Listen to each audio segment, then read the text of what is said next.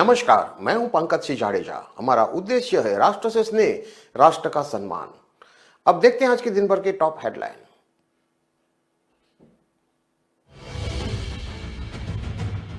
एक रात में खत्म हुई 300 करोड़ की कंपनी। दुनिया की सबसे महंगी लोकेशन पर था ऑफिस। हारे नहीं, अब और बड़े स्टार्टअप के मालिक।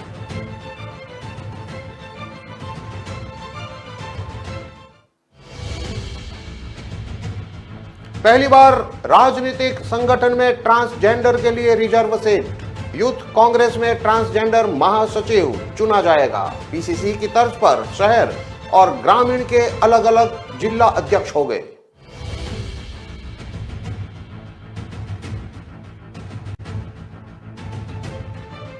राहुल से मुलाकात के बाद कल से पायलट की सभा है। बजट सत्र से पहले करेंगे फील्ड में शक्ति प्रदर्शन। 5 दिन रोजाना जनसभा।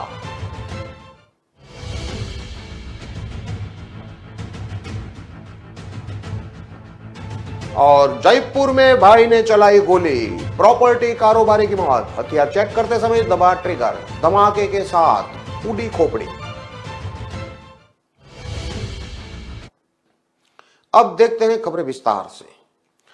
300 करोड़ की कंपनी, न्यूयॉर्क के टाइम स्क्वायर पर बड़ा सा ऑफिस। यह वो सक्सेस है जिसे हासिल करने के बाद आप और ऊंचे सपने देखने लगेंगे। लेकिन क्या हो जब अगले दिन की प्लानिंग करके आप घर लौटे और सुबह ऑफिस पहुंचकर पता चले कि कंपनी बंद हो गई है। 3 युवा शशांक वैष्णव, बेनी सिंगल और परवीन सिंगल के साथ भी यही हुआ।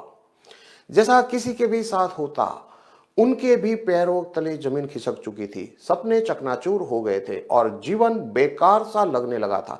लेकिन शशांक, विनय और प्रवीण के सफर में आई ऊंची लहर उनकी कश्ती को डुबा नहीं पाई।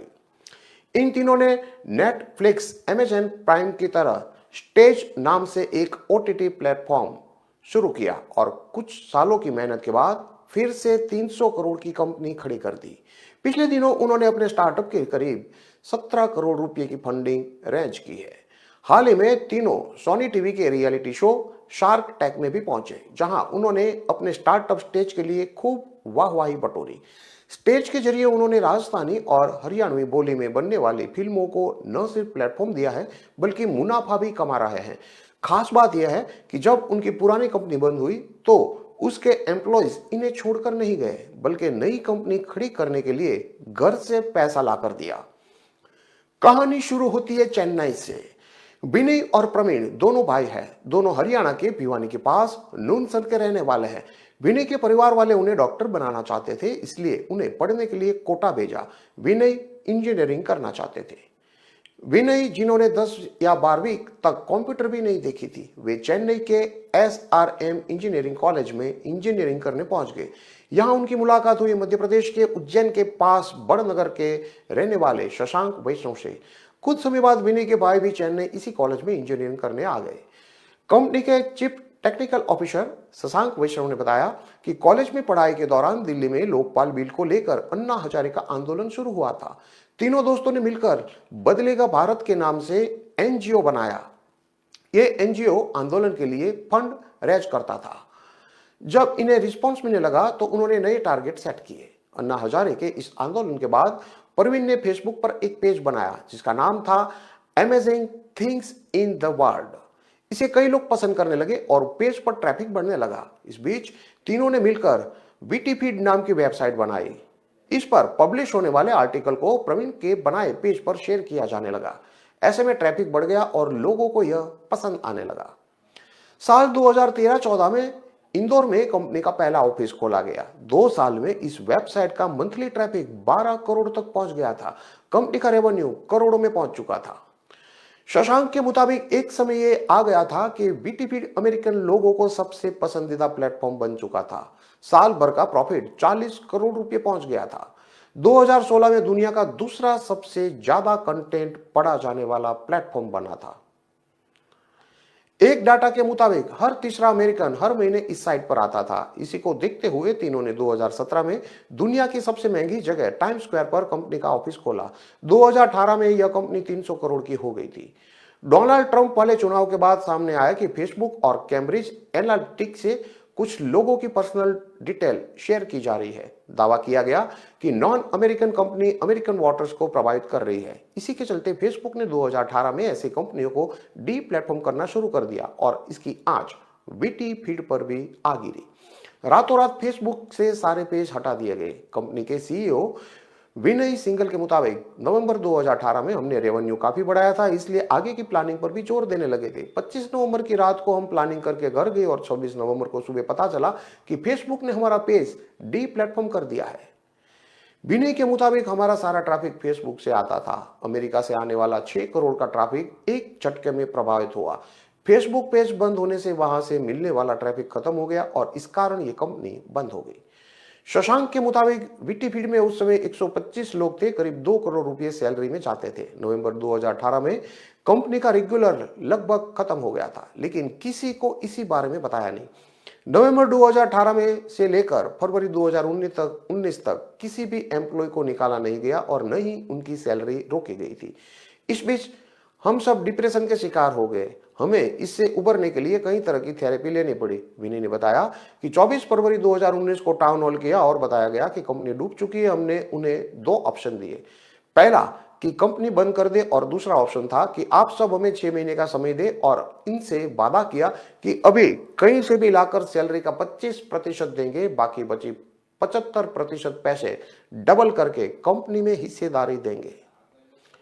विनय ने बताया कि 54 लोगों हमारे साथ आए और उन्होंने अपनी सेविंग का पैसा हमसे ला कर दिया। अगले 6 महीने हम दिन रात मीटिंग करते रहे और फिर स्टेज के आइडिया पर पहुंचे और वीटी फीड खत्म होने के 1 साल पूरे होने से पहले 1 नवंबर 2019 को हमने स्टेज लॉन्च किया।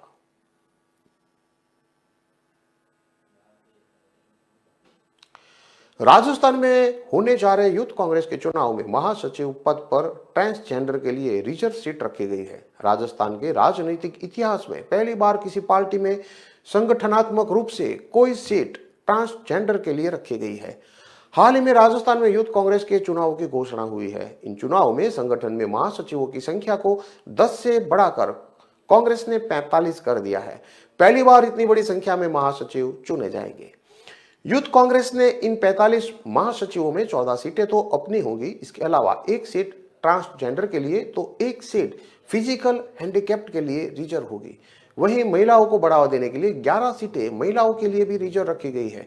इसके अलावा एसटी, एसटी और महिलाओं के लिए 2 सीटें होगी। वहीं 5 सीटें माइनॉरिटी, 5 सीटें ओबीसी, 3 एससीसी और 3 एसटी के लिए रिजर्व रखी गई है। अब तक कांग्रेस सिर्फ 10 महासचिव बना दी थी। राजस्थान में होने जा रहे यूथ कांग्रेस के चुनाव में महासचिव पद पर ट्रांसजेंडर के लिए रिजर्व सीट रखी गई है। राजस्थान के राजनीतिक इतिहास में पहली बार किसी पार्टी में संगठनात्मक रूप से कोई सीट ट्रांसजेंडर के लिए रखी गई है। यूथ कांग्रेस के इन 45 महासचिवों में 14 सीटें तो ओपन होगी। इसके अलावा 1 सीट ट्रांसजेंडर के लिए तो 1 सीट फिजिकल हैंडीकैप्ड के लिए भी रिजर्व रखी गई है। प्रदेश कांग्रेस कमेटी इस महीने अपने नए जिला अध्यक्षों की घोषणा करेगी। इसमें तय हो चुका है कि जोधपुर, जयपुर और कोटा में 3-3 जिला अध्यक्ष हो गए। जोधपुर में पीसीसी ने पहले ही 3 जिला अध्यक्ष लगा दिए थे। ऐसे में यूथ कांग्रेस ने जोधपुर में 3 जिला अध्यक्ष का सिस्टम लागू कर दिया है, मगर कोटा और जयपुर में अभी 3 नहीं लगे। ऐसे में फिलहाल 2 ही जिला अध्यक्षों के लिए चुनाव होगा, मगर जब पीसीसी 3 बना देगा इसके बाद यूथ कांग्रेस भी जयपुर और कोटा में 3-3 जिला अध्यक्ष बनाएंगे। यूथ कांग्रेस के राष्ट्रीय सचिव महीन खान मेकेश का कहना है कि पहली बार कांग्रेस पार्टी और यूथ कांग्रेस के अंदर किसी ट्रांसजेंडर को भी मौका देने का काम किया गया है। पहले 10 महासचिव बन रहे थे, लेकिन अब सभी जाति, वर्ग और महिलाओं को प्रतिनिधित्व दिया गया है। यह कॉन्सेप्ट यूथ कांग्रेस ने राष्ट्रीय स्तर पर भी अडॉप्ट किया है। उसी के तहत राजस्थान में भी ट्रांसजेंडर की पोस्ट क्रिएट की गई है। वहीं जिला अध्यक्षों को लेकर भी एआईसीसी के पैटर्न को पीसीसी ने एडॉप्ट किया और अब यूथ कांग्रेस भी उसे एडॉप्ट कर रहा है। यूथ कांग्रेस की मेंबरशिप और चुनाव का पूरा प्रोसेस इस बार ऑनलाइन ही होगा। डिजिटली ऐप के माध्यम से ही नए कार्यकर्ता यूथ कांग्रेस से जुड़ेंगे और उसके बाद वे ऑनलाइन ही अपने कैंडिडेट के लिए वोट करेंगे। इस बार 4 पदों के लिए वोट पड़ेंगे। इनमें प्रदेश अध्यक्ष, प्रदेश महासचिव, जिला अध्यक्ष और विधानसभा अध्यक्ष शामिल है। इस बार जिला महासचिव के पद के लिए वोटिंग हटा दी गई है। यूथ कांग्रेस का सदस्य बनने के लिए इस बार वीडियो को जरूरी कर दिया गया है। जो भी मेंबर बनेगा उसे अपना 8 सेकंड का वीडियो डालना होगा। इससे पहले तक इसके लिए सेल्फी की जरूरत हुआ करती थी, मगर इस बार से इसे 8 सेकंड के वीडियो में कन्वर्ट कर दिया गया है। वोटर आईडी कार्ड के माध्यम से मेंबर इसमें जुड़ेंगे। यूथ कांग्रेस के पदाधिकारी के लिए जो भी नेता चुनाव लड़ेंगे उन्हें ज्यादा से ज्यादा लोगों को यूथ कांग्रेस की सदस्यता से जोड़ना होगा। जब नया सदस्य जुड़ेगा तो उसे चारों पदों के लिए अपने कैंडिडेट को चुनना होगा। इसके बाद ही उसका मेंबरशिप प्रोसेस पूरा होगा। वो चारों पदों पर अपना नेता चुन सकता है। पुराने सदस्य वोटिंग नहीं कर पाएंगे। अगर उन्हें वोटिंग करनी है तो उन्हें नया मेंबर बनाना होगा। यूथ कांग्रेस के चुनाव में सीएम अशोक गहलोत और पूर्व डिप्टी सीएम सचिन पायलट गुट के बीच मुकाबला देखने को मिल सकता है। दोनों ही गुट के नेता यूथ कांग्रेस प्रदेश अध्यक्ष और अन्य पदों के लिए दावेदारी कर रहे हैं। इनमें दोनों नेताओं के करीबी नेता भी है। ऐसे में चुनाव के दौरान एक बार फिर सियासी खींचतान का ट्रेलर नेताओं और कार्यकर्ताओं के बीच भी देखने को मिल सकता है। पिछले सप्ताह पंजाब में राहुल गांधी से मुलाकात के बाद अब सचिन पायलट फील्ड में उतरकर सभाएं करने जा रहे हैं। कल से 5 दिन तक पायलट अलग अलग जिलों में सभाएं करेंगे। 16 जनवरी को पायलट नागौर के पर्वतसर से सभाओं की शुरुआत करने जा रहे हैं। पायलट की सभाओं को किसान सम्मेलन नाम दिया गया है। नागौर के पर्वतसर के बाद 17 जनवरी को हनुमानगढ़ के पीलीबंगा में पायलट की सभा है। 18 जनवरी को झुंझुनू के गुडा, 19 जनवरी को पाली के सादड़ी में किसान सम्मेलन में जाएंगे, जबकि 20 जनवरी को जयपुर के महाराजा कॉलेज में पायलट की सभा रखी गई है। 5 दिन में पायलट की 5 जिलों में सभाएं सियासी चर्चा का मुद्दा बनी हुई है। सचिन पायलट के फील्ड में उतरकर सभाएं करने का टाइमिंग अहम है। सीएम अशोक गहलोत 16 और 17 जनवरी को जयपुर में सरकार के 4 साल के कामकाज और आगे की रणनीति पर चिंतन शिविर कर रहे हैं। इस बीच बजट सत्र से ठीक पहले पायलट की सभाओं से कांग्रेस की अंदरूनी सियासत तेज हो गई है। 5 जिलों में पायलट समर्थक एक्टिव हो गए हैं। सचिन पायलट के विधानसभा के बजट सत्र से पहले फील्ड में उतरने को सियासती शक्ति प्रदर्शन से जोड़कर देखा जा रहा है। राहुल गांधी से मुलाकात के सप्ताह भर बाद ही पायलट की लगातार 5 जिलों की सभाओं के कई सियासी मायने निकाले जा रहे हैं। राहुल से पायलट की मुलाकात को पहले भावी जिम्मेवारी से जोड़कर देखा गया, लेकिन अब नैरेटिव बदल गया है। पायलट की सभाओं से शक्ति प्रदर्शन का मैसेज जा रहा है।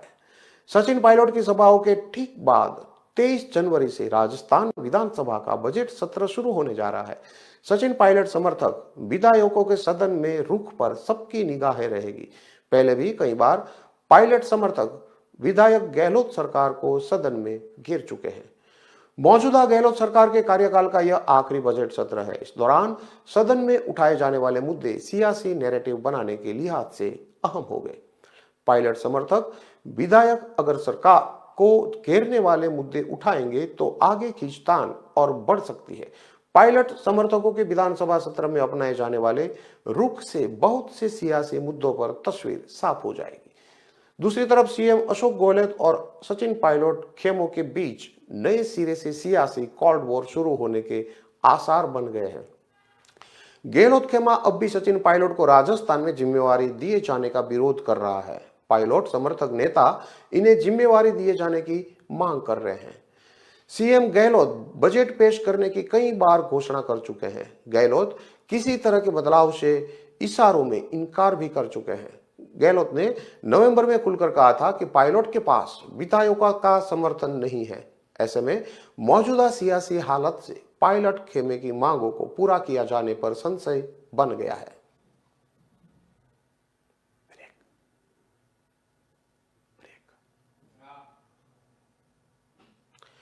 खबरों में लेते हैं अब एक छोटा सा विराम। कितनी देर से ढूंढ रहा हूँ, पता नहीं कहाँ मिलेगी इलेक्ट्रिकल्स की दुकान। भैया, यहाँ नजदीक में कोई इलेक्ट्रिकल्स की दुकान है क्या? कब से ढूंढ रहा हूँ, परेशान हो गया हूँ। अरे परेशान क्यों होते हो? मोबाइल में www.lucas.com पर सिर्फ सर्च करना है। मुझे लुकास बता रहा है अगले चौराहे से आगे जाकर इलेक्ट्रिकल्स की दुकान है। थैंक यू बेटा। अब इधर उधर मत घूमो, सिर्फ सर्च करो www.locas.com पर।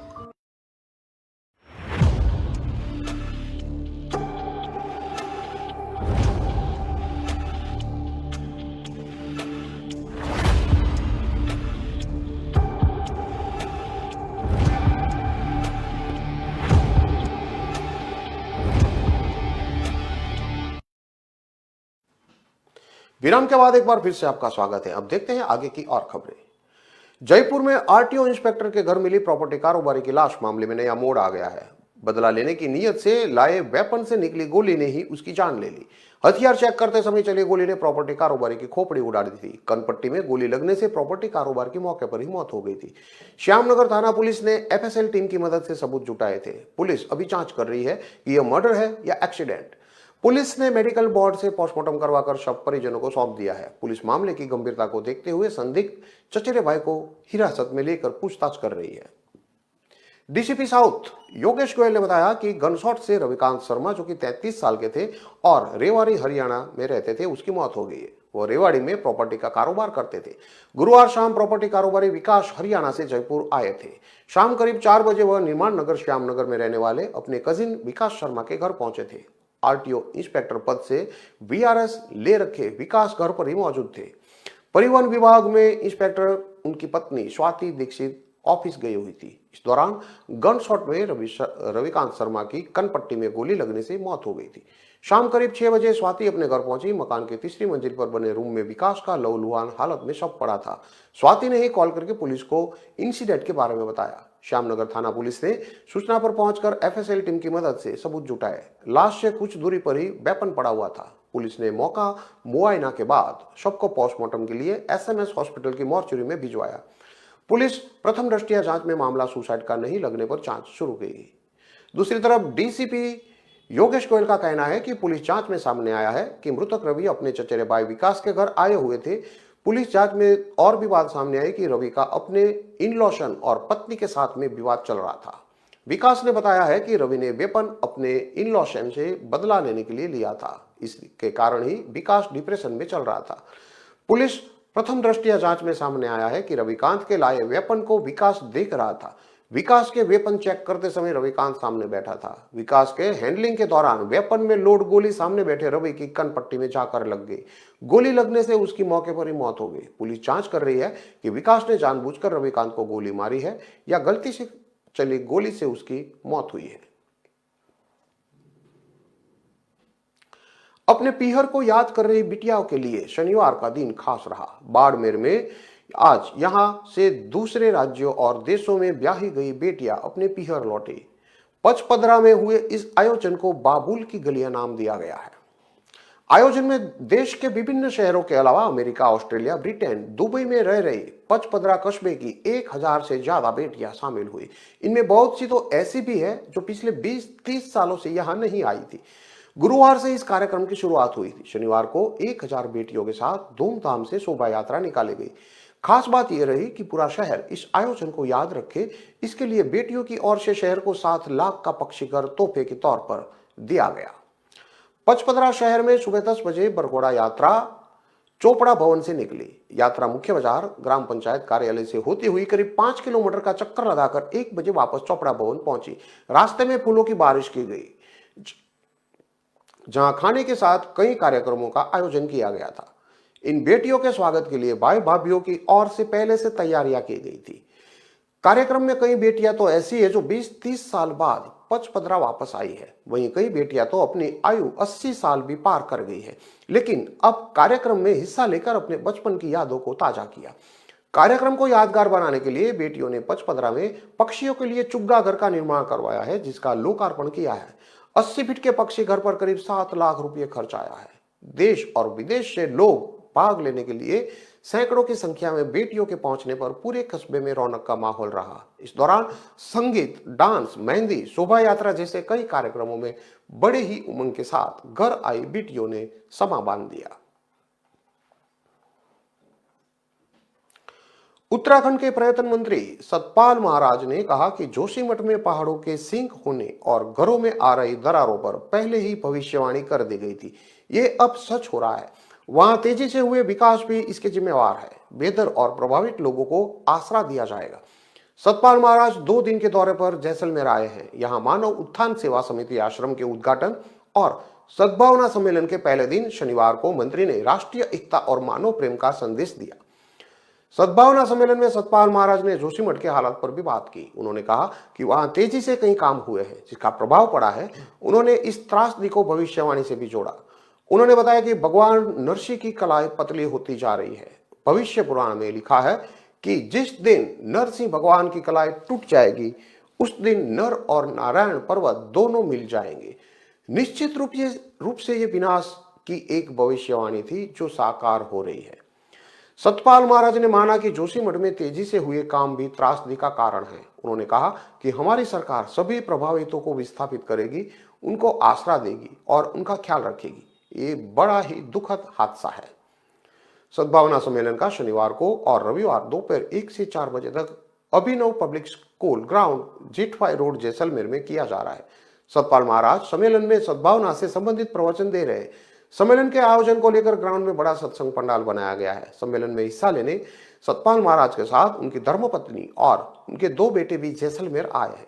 सम्मेलन में राजस्थान के अलावा गुजरात, हरियाणा और दिल्ली से सैकड़ों श्रद्धालु सतपाल महाराज के ज्ञान विज्ञान से जुड़े आध्यात्मिक प्रवचन सुनने जैसलमेर पहुंचे हैं। राजस्थान में आज कड़ाके की ठंड ने पूरे प्रदेश को ठिठुरा दिया। जयपुर के जोबनेर, सीकर के फतेहपुर, माउंट आबू के अलावा चूरू जिले में आज तापमान माइनस में चला गया। माउंट आबू में पारा -7 डिग्री सेल्सियस पर पहुंच गया है। माउंट आबू, लद्दाख, मनाली से भी ठंडा रहा। यहाँ के मैदानी इलाकों और खेतों में बर्फ जम गई। लोगों के हाथ पांव ठंड के कारण सुन्न हो गए। बर्फ जमा देने वाली इस सर्दी ने किसानों की टेंशन भी बढ़ा दी है। रबी की फसल पर पाला पड़ने की आशंका बढ़ गई है। मौसम विभाग के मुताबिक 19 जनवरी को एक वेस्टर्न डिस्टर्बेंस उत्तर भारत में आएगा। इसके बाद लोगों को इस कड़ाके की सर्दी और बर्फीली हवाओं से थोड़ी बहुत राहत मिलेगी। मौसम केंद्र जयपुर और स्थानीय रिपोर्ट के मुताबिक आज 15 शहरों में न्यूनतम तापमान 5 डिग्री सेल्सियस से नीचे दर्ज हुआ। हिल स्टेशन माउंट आबू में तापमान -7 डिग्री सेल्सियस के साथ सबसे ठंडा इलाका रहा। इस महीने 5 जनवरी को माउंट आबू में तापमान -6 डिग्री सेल्सियस दर्ज हुआ था।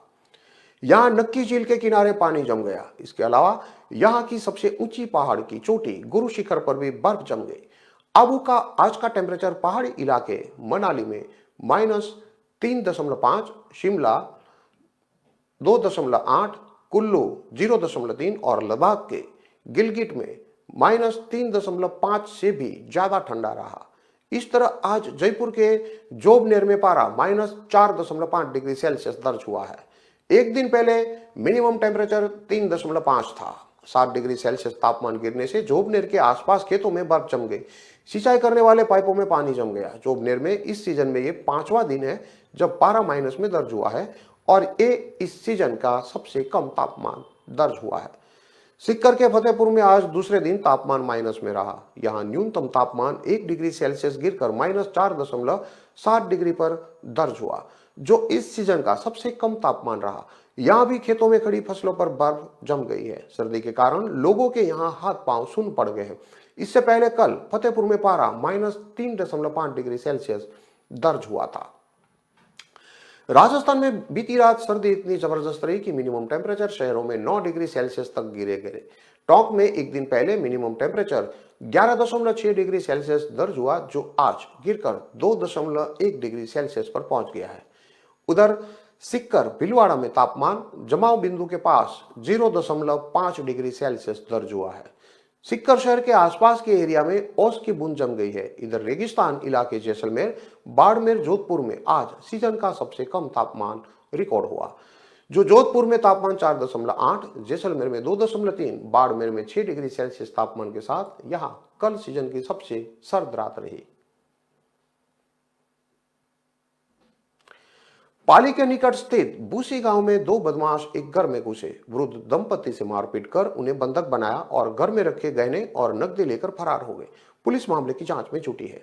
दरअसल पाली के बूसी के निकट सामेसर आने वाले मुख्य सड़क मार्ग मेगा हाईवे पर निम्बाड़ा प्याव के पास स्थित बेरा रियादिया पर देर शाम करीब 9 बजे दो बदमाश बाइक पर आए और बेर का मैन गेट का ताला तोड़ घर में घुसे।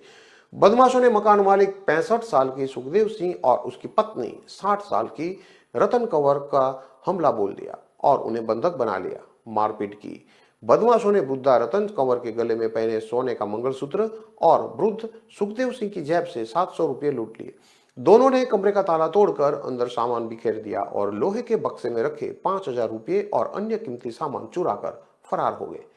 सूचना पर गुड्डा इद्दल्ला, एएसआई राजेंद्र सिंह और खोड़ चौकी प्रभारी कानाराम मीणा मई चाप्ता मौके पर पहुंचे और घटनास्थल का मौका मुआयना कर घायल दंपति को बूसी हॉस्पिटल उपचार के लिए पहुंचाया।